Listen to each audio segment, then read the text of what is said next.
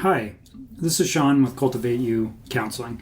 Today I want to talk about the medical model, diagnosing, and insurance. So the medical model is something that most of us are familiar with. Many of us see our doctors because of the medical model, and it has a lot of benefits, particularly if we're addressing medical issues like a physical health problem like sleep apnea or diabetes or a heart condition or something like that. Medicine has come a long way in terms of treating medical issues. There's a lot of different interventions, different surgeries, outpatient treatment, medications, which can do a wonderful job at improving our lives and health outcomes. The issue, however, from my standpoint, is not with physical health issues that medicine addresses, but more the kind of mental health, wellness perspective. Typically, when a client is diagnosed, there aren't any tangible, objective tests being completed to create that diagnosis, to evaluate for it. Oftentimes, you'll have a 30 or 60-minute appointment where a therapist or a doctor will ask questions and come up with some kind of diagnosis. It's not particularly scientific. It also can be pathologizing, and it can, in some cases, create issues with security clearances or getting certain jobs, and also getting life insurance, for instance. A lot of folks can be denied coverage depending on what diagnosis they receive. That, in my view, is a real problem and something that I'm concerned about as a provider in mental health care. So there's a couple things that you can do. Certainly, you can talk with your therapist or doctor about what your diagnoses are or what diagnoses are being considered. I generally try to use the ones which are the least harmful, in my view, which would be something like adjustment disorder, which is essentially saying that there's a stressor and that there may be an emotional reaction to that stressor, say a divorce, for instance, and feeling upset and anxious and maybe some depression. That's not a permanent situation, a permanent condition. So to me, that is a less harmful diagnosis to provide, and I think it's still justifiable. So certainly, whoever you end up working with, I would just try to have an open conversation around that. Now, regarding medication management, that's another piece that I tend to have some concerns with. In our country, there are billions of prescribed meds given to patients every year. And while some of those medications can be life-saving and very helpful, when it comes to mental health, it's a little more complicated because it's a lot of trial and error. Oftentimes, there's serious side effects with medication. For instance, people can have significant weight gain in a short period of time or develop even diabetes. And so those are some things to always be aware of when you're talking with a doctor, as well as it's always worth talking to your pharmacist and doing your own research. While doctors have a lot to offer the world, they're also human beings who are flawed and don't have all the answers necessarily. And they're seen as experts, and in many ways they are. However, they shouldn't necessarily just be trusted 100%. Because they're not dealing with the consequences of whatever treatments they're providing. You are, and you're the one who is going to have side effects potentially. You're the one who may experience withdrawal symptoms when you get off of a medication, and you're the one who may develop other long-term implications, and the doctor may never be aware of that.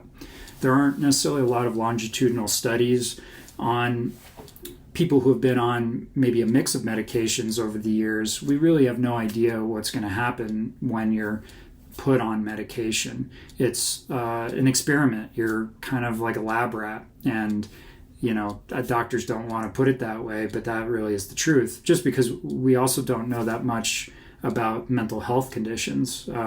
We're learning more as time goes on, but we're not doing brain scans on every person who comes into a doctor's office. The other thing I'll mention here in this conversation is that I would encourage everyone to make sure that they don't have any medical issues which are potentially leading to a mental health problem. For instance, if you're having chronic insomnia because you have sleep apnea, that can definitely impact your well-being. And if you don't know you have sleep apnea, it's always worth asking for a sleep study to figure out, what's going on there and to address any underlying medical issues. Because if you don't address the medical issue, the mental health issue like insomnia won't necessarily get better. So, it's important to kind of look holistically at your health and also recognize that one intervention, while it could be the answer, say if you got on a CPAP machine, that can help you to sleep throughout the night potentially, and then maybe you have better energy in the day and you feel better, right? That's one possibility. But in the mental health world, you may have an intervention, say you take a medication for sleep, but your sleep may or may not get any better. And in that case, a lot of times doctors will try other medication or change the dose, things like that. I would just certainly encourage you to do your research and to make sure that you're fully informed about what you're putting in your body, and that you feel comfortable with that. Certainly from a therapist perspective, I'm not an expert in this area, but I've been in medical systems my entire career. I've worked in hospitals and clinics, and I've seen how these situations can definitely hurt clients and patients in ways that are sometimes unforeseen.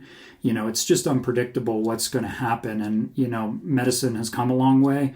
They have a better idea these days. But when it comes to mental health, it's a lot more subjective and complicated. We don't have a lot of hard data to go off of, nor do mental health providers get to observe you in your day-to-day life to see, what's going on. We talk with you and we get some idea from our interaction, but that's about it.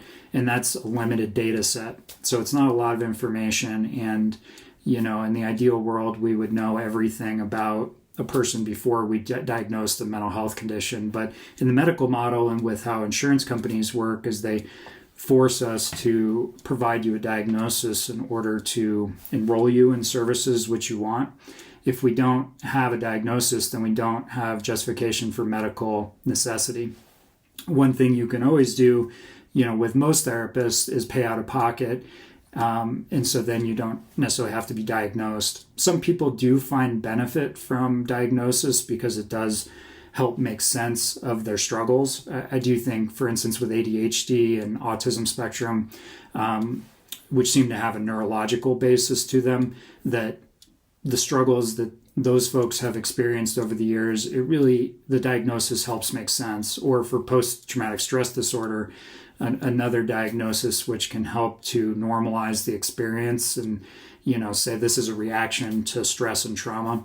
So, it's complicated. There's a lot of layers to all of this. I think, what's important to understand is it is nuanced, and that it's just not as simple as saying someone has like a fracture in their arm, right? Like that's a pretty straightforward diagnosis in a lot of cases. Whereas, you have major depression. Well, 100 people could get that diagnosis and every single one looks different. There's differences in people's life experiences, your genetic makeup, a lot of different things that factor into how any mental health symptom may manifest. The good news with mental health symptoms in a lot of cases is they're temporary. They kind of come and go. And so, that's a relief in some instances when the symptoms are better. Life feels a little bit easier, maybe more enjoyable, that kind of thing. So these are just some thoughts I have. And, I think the other thing I'll say is if you work with me, I do my best not to pathologize trauma survivors. I think we have a tendency in this world to blame individuals for the challenges that they have instead of looking at the systems which have led to the challenges. Poverty, I think, being one example in the United States, even family systems and the dysfunction that can occur within them. A lot of times there'll be one individual who's blamed, when in reality it's everybody who's participating that plays a role in that quote unquote dysfunction. So these are just some things to be aware of. And, when you're working with me, knowing that, that's the perspective I come from. I'm not necessarily for everybody. Some people may be uncomfortable with my perspective on this, and that's okay. But I want, my clients and the folks who are considering working with me being aware of my perspective. I also will never judge anybody who starts medications or takes medications. I have many clients who have benefited from medication. However, the one thing I'll say about that is people tend to benefit it more in the short term. Folks who are on medications for years, if not decades, a lot of times what can happen is the medication loses its impact and its effect on the symptoms. And also people can develop a dependency on them, both a psychological and a physical one. That's why, in some cases people have withdrawal symptoms when they stop taking a medication after a period of time, and that can be quite unpleasant.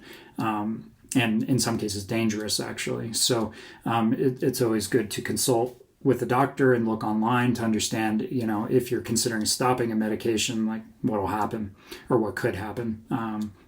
So anyway, thank you for taking the time to listen to this today, and I hope you have a wonderful day. All right, bye-bye.